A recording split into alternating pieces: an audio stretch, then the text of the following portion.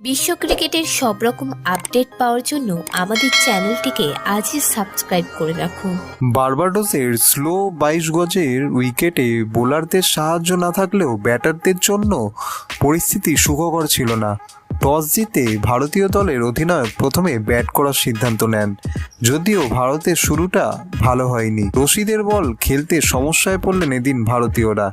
90 রানে 4 উইকেট হারিয়ে কিছুটা চাপে পড়ে গেছিল ভারত। এরপর দলের হাল ধরলেন সূর্যকুমার ও হার্দিক।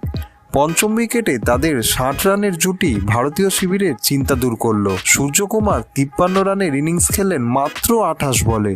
আফগানিস্তানের এদিন সফলতম বোলার ছিলেন রাশিদ খান, যিনি নিলেন 26 রান দিয়ে 3 উইকেট। জয়ের জন্য 182 রানের লক্ষ্যে ব্যাট করতে নেমে শুরুতেই চাপে পড়ে যায় আফগান ইনিংস। 121 রানে 9 উইকেট পড়ে যাওয়ার পর আফগানদের জয়ের আর কোনো আশাই ছিল না, আর তেমন কিছু হয়ওনি। ভারত অবশেষে ম্যাচ জিতে নিল 47 রানে। ভিডিওটি ভালো লেগে থাকলে বাংলার ক্রিকেট চ্যানেলটিকে অবশ্যই সাবস্ক্রাইব করে দিন।